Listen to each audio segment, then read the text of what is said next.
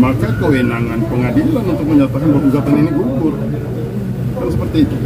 Dan Bang Daus yang akan menggugatkan balik, insya Allah. Kira-kira seperti itu. Bang.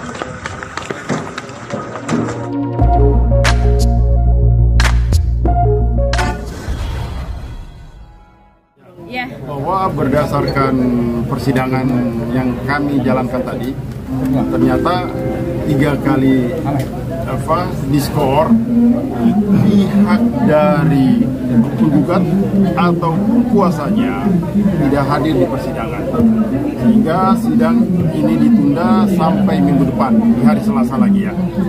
Kami melihat di sini bahwa kami yang seyogianya sebagai tergugat, tapi kok kami yang lebih bersemangat. Seharusnya penggugat yang lebih bersemangat untuk hadir dalam sidang perdana ini. Padahal kalau kita melihat kemarin mereka mendaftarkan gugatan yang sangat luar biasa, akan membuka ini semua antara persoalan Daus Mini dan Selvi. Tapi faktanya hari ini sejak jam 9 pagi kami sudah berada di persidangan berdasarkan relas panggilan persidangan. Namun mereka juga tidak datang. Oleh karena itu pengadilan akan memanggil mereka secara patut, baik prinsipalnya ataupun kuasanya. Kira-kira seperti itu dari saya. Ya, sebenarnya sih sangat kecewa karena ini kan buang-buang waktu kita, iya kan? Artinya pengadilan juga resmi memanggil secara patut, kan begitu. Mereka yang merasa bahwa dirugikan harusnya hadir di persidangan, bukan dibalik. Kok jadi kami yang lebih antusias dalam persidangan ini? Kira-kira seperti itu. Mungkin teman. Ya, artinya dengan sikap mereka tidak hadir di dalam jadwal agenda sidang perdana ini, kami patut untuk menduga ini adalah ketidakseriusan mereka untuk memenuhi panggilan itu sebagaimana mereka ajukan gugatan perceraiannya. Jadi seakan-akan ini terkesan mereka main-main. Saya pikir itu atas sikap yang dilakukan oleh si penggugat ini terhadap klien kami. Bang Daus sendiri mungkin tindakannya akan seperti apa selanjutnya, Bang? Ya, nanti tindakan seperti apa ke depannya nanti biar saya sama Bang dan tim akan diobrolin dulu jalan keluarnya seperti apa dan gimana nya. Oke, Bang, tadi mengulang sedikit yang tadi, Bang, bahwa jika memang dari pihak penggugat tidak hadir, gugatan ini akan digugur berarti, ya kan? Kalau sudah dipanggil secara patut, 2 kali dipanggil secara patut ternyata tidak hadir, maka kewenangan pengadilan untuk menyatakan bahwa gugatan ini gugur. Kan seperti itu. Dan Bang Daus yang akan menggugatkan balik, insya Allah. Kira-kira seperti itu. Bang, sedikit dong, maaf kalau salah, tapi sedikit mengulas bahwa kabarnya memang ada pihak ketiga dari pihak Selvi juga. Apa itu benar, Bang? Makanya kalau membuat, kan saya bilang dari kemarin juga kan, Daus bukan tipikal yang istilahnya mau buka-buka aib, Bang. Kan gitu, bukan tipikal Daus banget. Kalau Daus orangnya cukup tahu aja. Dia dari kemarin-kemarin kan teman-teman tahu sendiri kan, dia kan ngoceh-ngoceh segala macem. Nah kan Daus juga diem aja, Daus juga lagi ada acara di luar kota, kan gitu nggak banyak ngomong. Dia mau apa istilahnya bawa ke pengadilan juga, ya udah ayo kita ikutin kan gitu. Tapi nyatanya mana? Kan gitu, teman-teman juga tahu kan dari kemarin siapa yang ngoceh-ngoceh, siapa yang buka-bukan aib kan. Sedangkan kita tuh dari awal sudah yang namanya ada kesepakatan bahwasanya tidak ada yang namanya bukan aib jelekin satu sama lain gitu. Cukup ya udah kalau mau berpisah secara baik-baik gitu. Tapi kan dari pihak sana yang teman-teman tahu kan ngoceh aja kan gitu. Imbasnya apa sih ke Bang Daus? Mungkin cerita. Nah kalau imbasnya ya satu nama ya Bang ya, nama baik. Lahir batin ya gitu. Yang untuk hal-hal itu Bang Icang lah yang paham dan juga pemuda. Selain itu Bang kayak ke anak-anak mungkin? Ya pasti, anak-anak juga kena dampaknya dong. Kayak Babang, kan teman-teman yang ngasih informasi katanya Babang itu sampai dibully ya kan sama teman-temannya dengan pemberitaan yang ada ini ya kan? Padahal kan maaf lahir batin harusnya yang seumuran Babang itu tidak pantas, tidak boleh menonton tayangan atau video orang dewasa, konflik dengan orang tua. Harusnya mungkin langkah yang diambil untuk keluarga, untuk anak itu apa akibatnya itu? Iya, kita kasih pengertian ke Babang. Kemarin juga ada telepon-teleponan gitu. Bahwasanya udah istilahnya Babang jangan dengerin omongan teman-teman Babang yang istilahnya membeli Babang gitu kan, karena mereka nggak tahu masalah yang sebenarnya seperti apa, karena belum pantas juga dijelaskan kan gitu, karena masih di bawah umur. Kita ngasih poin ini gitu aja ke Babang, tapi selalu ngajarin Babang gitu kan, Babang harus kuat gitu kan. Jangan pernah mau dengerin omongan orang yang negatif, selalu dengerin omongan orang yang positif. Selalu saya tekankan, Babang selalu begitu. Ini kan katanya ketemu sama mungkin tadi ada komunikasi dari ya, ketemu cuma papasan di jalan. Ya, papasan di jalan, dia mau nyebrang atau mau kemana saya nggak tahu, entah itu siapa. Ya, saya juga nggak tahu kan. Kalau komunikasi juga tadi kan udah dikomunikasiin lewat abang angkat saya tadi kan juga. Via WhatsApp. Via WhatsApp. Katanya lagi di jalan. Sedangkan ya sudah ada. Sedangkan, berarti kan? Ya Bang ya. Ya, ada tambahan. Jadi terkait sidang perdana hari ini cukup kami sayangkan kepada penggugat yang sudah dipanggil secara patut dan sah tapi tidak hadir. Tentu punya konsekuensi hukum. Kalau kondisinya tidak hadir, sudah dipanggil secara 2 kali ya, nanti akan diputus verset. Sehingga dengan ketidakdatangan ini ada itikat buruk baik penggugat maupun yang wakil dia. Mestinya dia memposisikan diri atau untuk menghargai proses persidangan yang sudah dijadwalkan oleh pengadilan. Makanya tegasnya ini kami sayangkan.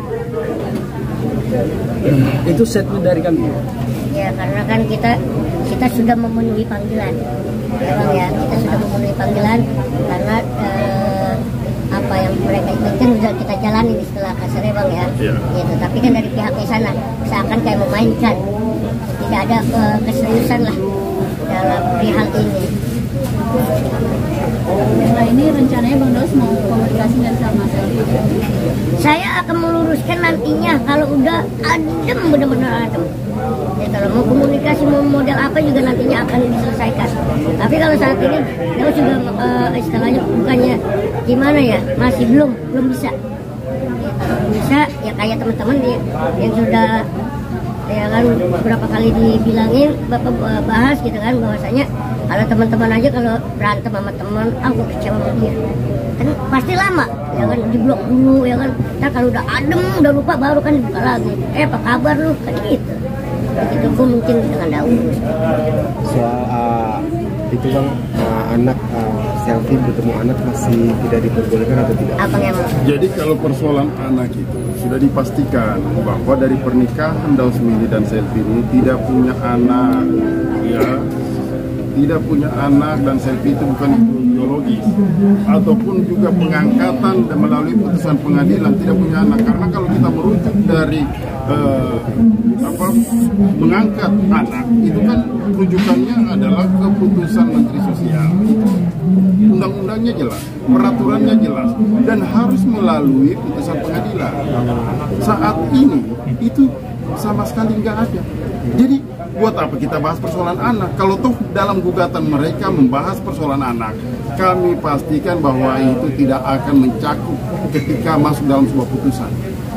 Kami pastikan itu. Karena bukan kita bicara masalah hak asuh anak berada di siapa, apakah berada di Daus atau berada di Selfie. Sementara anak ini punya ibu kandung, punya orang tua, bapak kandung. Kok mau memperebutkan anak orang lain? Ya kan? Makanya kami akan buktikan semua bahwa ini sangat jelas. Bahkan kemarin juga di beberapa kesempatan yang kami lihat, kan di awal dia sampaikan bahwa ini anak kandung, ini dari rahim.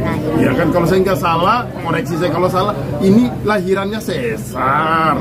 Tapi faktanya kami juga memegang surat pernyataan dari orang tua anak tersebut, hanya memberikan kepada Daus, bukan orang lain, dalam hal ini kepada Selvi.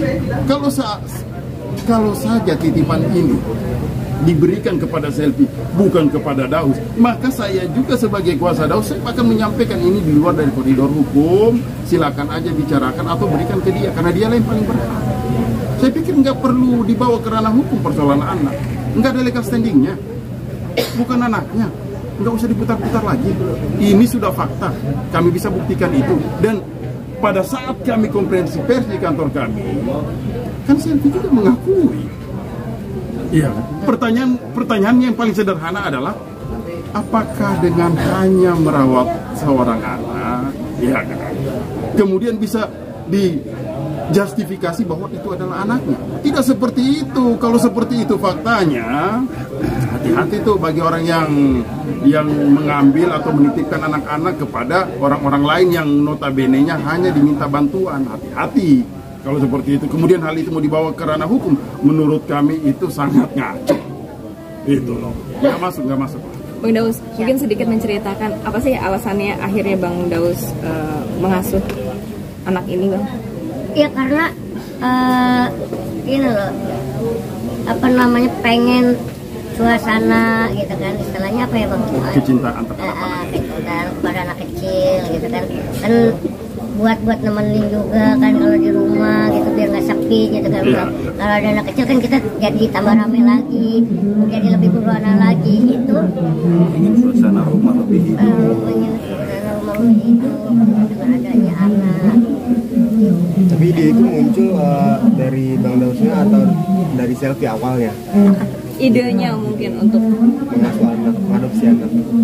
Ya kalau idenya, Maksudnya itu pada saat pengambilan ya kalau pengasuhan awal itu kan pasti ibu anak ini atau orang tua anak ini kan memberikan kepada Daus. Jadi nggak usah kita tanyakan lagi idenya dari mana, iya kan?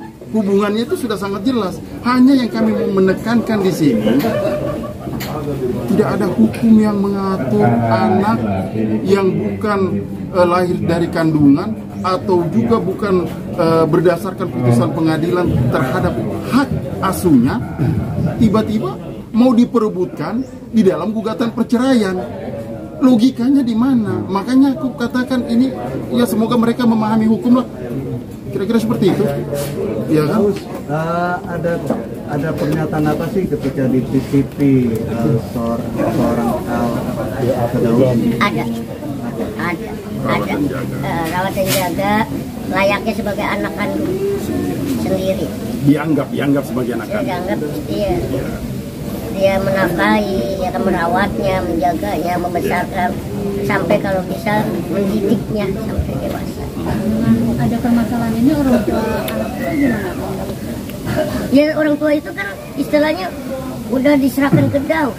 Jadi orang tuanya begini, saya juga sudah melihat bukti-bukti bahwa terhadap anaknya orang tuanya tetap menekankan, saya tidak memberikan ke pihak Selvi atau ke orang lain. Saya ini hanya menitipkan anak saya hanya kepada Daus. Jadi jelas, nggak usah lagi diperdebat-debatkan, apalagi mau dibawa ke pengadilan, lucu nanti.